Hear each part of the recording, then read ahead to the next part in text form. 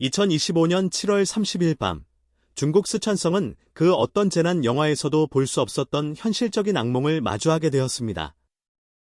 수일째 이어진 집중호우는 이미 여러 지역을 한계까지 몰아넣고 있었고, 결국 그날 밤 11시 47분, 루청댐이라는 이름의 거대한 인공구조물이 폭발적인 수압을 견디지 못하고 완전히 붕괴되었습니다.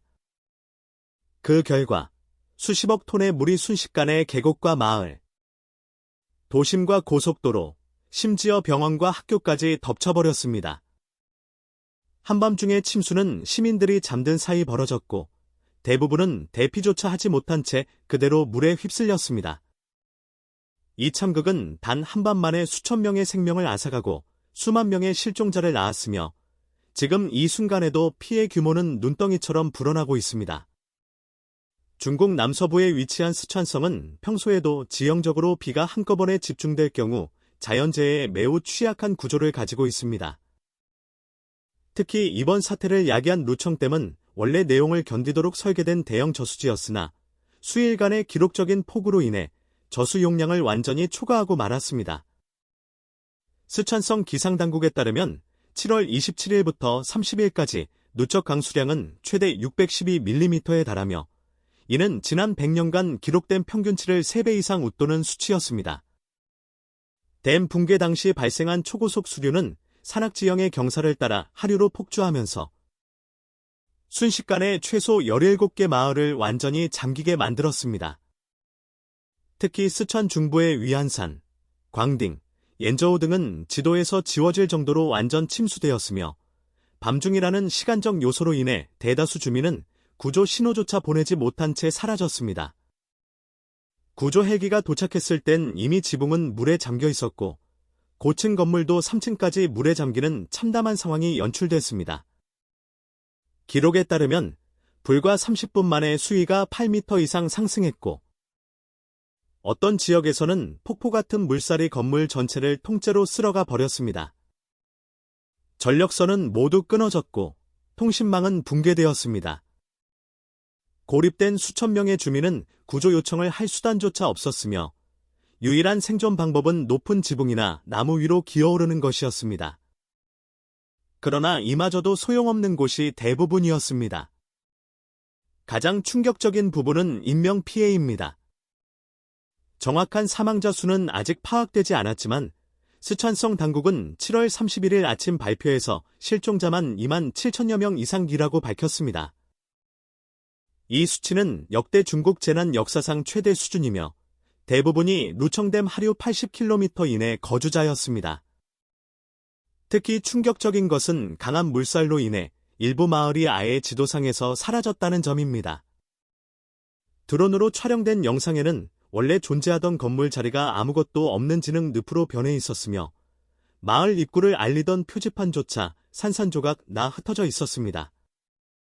더욱 끔찍한 사실은 노인 요양병원과 장애인 시설, 그리고 유치원이 그 지역 내에 있었다는 점입니다.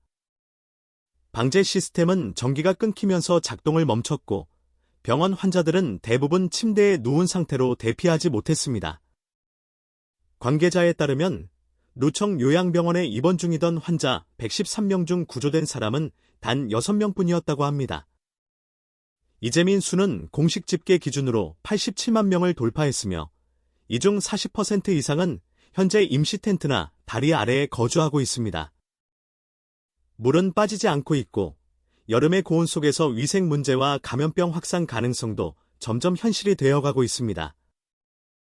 중국 정부는 7월 31일 새벽, 스촨성 전역에 대해 홍수 대응 레벨을 1단계로 격상했으며, 전국에서 무려 1만 5천 명의 구조 요원을 파견했습니다.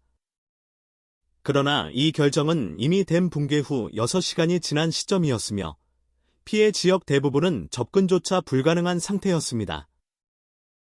많은 국민들은 SNS를 통해 정부의 초기 대응 미흡을 비판하고 있으며, 특히 루청댐의 위험성을 사전 인지하고도 경고하지 않았다는 내부 폭로가 나오면서 분노는 극에 달하고 있습니다.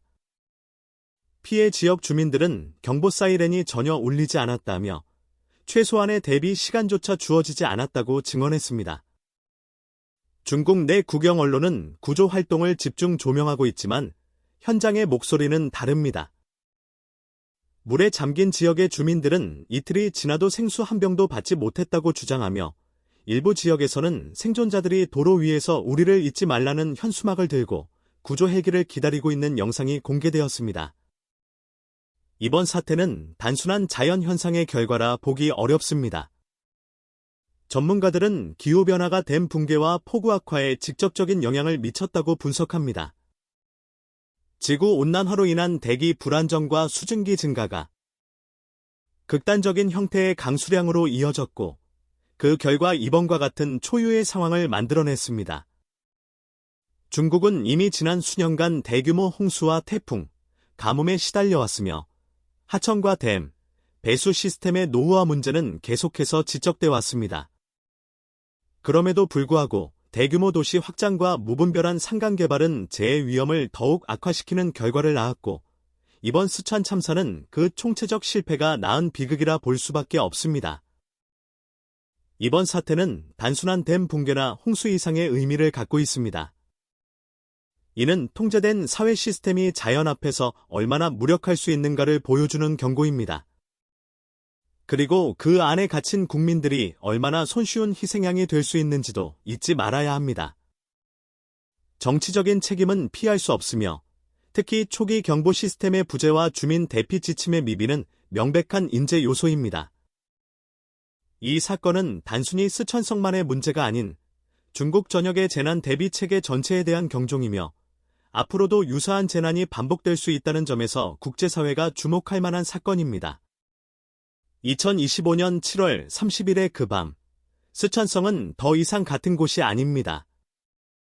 지도는 그대로일지 몰라도 사람들의 삶은 송두리째 뒤바뀌었고 수많은 가족은 평생 회복할 수 없는 상처를 안고 살아가야 합니다. 이 영상과 보도를 통해 전해지는 이 참혹한 현실이 단지 뉴스 하나로 끝나지 않기를 바랍니다. 우리가 보고 있는 것은 단지 숫자가 아닌 누군가의 어머니이고 아이이며 친구입니다. 그리고 그들의 마지막 절규를 기억해야 할 책임이 우리 모두에게 있습니다. 시청해주신 여러분께 진심으로 감사드리며 다음 영상에서는 이 피해 지역의 복구 상황과 후속 대응을 더욱 심층적으로 다룰 예정입니다. 채널을 구독해주시고 알림 설정을 해주시면 가장 빠르게 소식을 받아보실 수 있습니다. 여러분의 작은 관심이 희망을 만들 수 있습니다. 감사합니다.